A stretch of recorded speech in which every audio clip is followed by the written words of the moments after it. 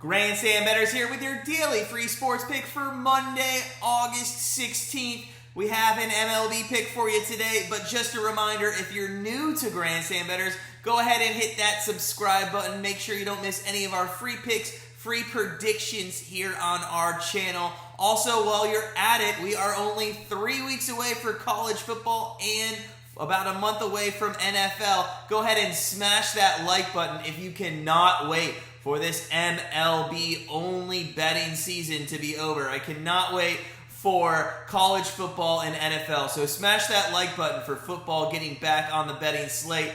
While you're at it, head on over to Grandstand Bettors. I bet you didn't know this, that we actually give out a free play every Sunday at Grandstand Bettors. That's different than our YouTube channel. So if you're looking for an extra added free play on Sundays, head on over to Grandstand Bettors, sign up for that free pick on Sundays, as well as join our family over there at Grandstand Bettors, and you can start living that Grandstand life. But before we get into our MLB pick today, let's just recap our lean that we had yesterday. We weren't too confident in any line in baseball yesterday, so we did look at the Rockies and the Giants matchup. We leaned that it would go over 8, and to be 100% honest, we were on the right side of that bet. It didn't get there. The Giants won 5-2. But there was a lot of unfortunate events that led up to not hitting that over. The first being that both managers probably got together before the game and said, hey, why don't we just start our B team? Because we don't need any good players playing in this game. I mean, Blackman, Ruff, Bryant, Longoria, all those guys did not start in the game. Some of them came in later in the game, but like the 7th inning on. We do want to talk about the game for just a moment, not too much though, because it can just be summed up in the bottom of the 7th inning. It was 5-2 in the game. There were 0 outs. The bases were loaded, and Brandon Belt had a 3-0 pitch, and he hits a pop-up to shallow left field. I don't know why you're swinging on that, Brandon Belt, but all we needed was one more for the push and a single really for the win there. Crawford then came up and struck out, and then there was another pop out in foul territory to get out of that inning. What are you doing swinging at a 3-0 pitch with the bases loaded and nobody out? I don't know what you're doing there. Brandon Belt, you just are not good anymore. Just an unreal scene that unfolded. Don't even get us started on the 5th inning collapse with runners on 2nd and 3rd. These two combined for 13 runners left on base, and even after all of that, the Rockies had a runner on 2nd in the top of the 9th with a chance to get that 8th run across. So sometimes, hey, you're on the right side and it falls up short. But what do we always say? Let's not look into the past, especially on a game that was only a lean. Let's worry about the future and what's going on today in the MLB. And we're going to look at the Baltimore Orioles and the Tampa Bay Rays game. Now, Matt Harvey is going to start for the Orioles. He is 6-11 with a 6.10 ERA and a 1.56 WHIP.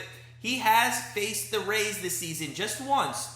He only went 1.2 innings, giving up 7 hits and 6 earned runs in that start. Now, Harvey is having a rough season, but actually coming off a great July in which he went 3-1 with a 2.45 ERA. Now, albeit all 3 of those wins were against teams that have a combined 36 games under 500 record. They were not great, but 3-1 is 3-1, and his ERA was down a little, so he's been pitching better. The Rays will come back home after losing 2 straight to the Twins. They are only now 3 games ahead of the Red Sox in the AL East, and it looks like they're going to be throwing maybe a bullpen game here with Colin McHugh getting the nod. If McHugh is not the starting pitcher today, then disregard this play entirely. I really think a lot is going to depend on who goes out there. And, you know, Harvey has got thrown out a couple hours before some starts this season too. So make sure these pitchers are pitching before you fire on this play today. McHugh's 4-1 on the season with a 1.41 ERA and a .92 WHIP. He has started games this season about 4 times. In all 4 games, he's combined for 6.2 innings pitched, and he has not allowed a run. Now, what we're really going to look at in this matchup is the bullpen of the Rays. McHugh, if he starts, is not going to go more than 2 innings, and the rest of the bullpen has pitched 17 innings over the last few days. So they're pretty tired. The Orioles bullpen might be actually worse than the Phillies bullpen, if that's hard to believe in the majors. Although our family at Grandstand Bettors had a nice win yesterday, fading the Phillies bullpen. So we don't know which one's worse. We don't really care. They're both bad. The Orioles bullpen ERA's 5.43 with a 1.43 whip, and they've also been used a decent amount here in the last few days. Now, given that Harvey only went 1.2 innings the last time out against the Rays, you have to believe that bullpen's going to get used, and there's going to probably be some decent action as well. We think that the team total of the Rays is what you want to look at here in the first five. It's worth a look. It's at 2.5, and we think you can fade Matt Harvey here against the Rays. He's given up 2 runs in his last 3 starts at least, giving up more than 3 runs in 2 of those 3. The Rays are hitting .292 against him, and we think there's some good value in that number there. We also looked at the over 8.5 here. I think if the Rays do score some runs, they're going to score a lot, 6 or 7. But I also could see the Orioles in this bullpen session getting some runs as well. So if you want to throw a unit on the over as well, but look at the Rays, first 5 over 2.5. As always, guys, sit back, relax, enjoy the MLB today, and we'll see you tomorrow.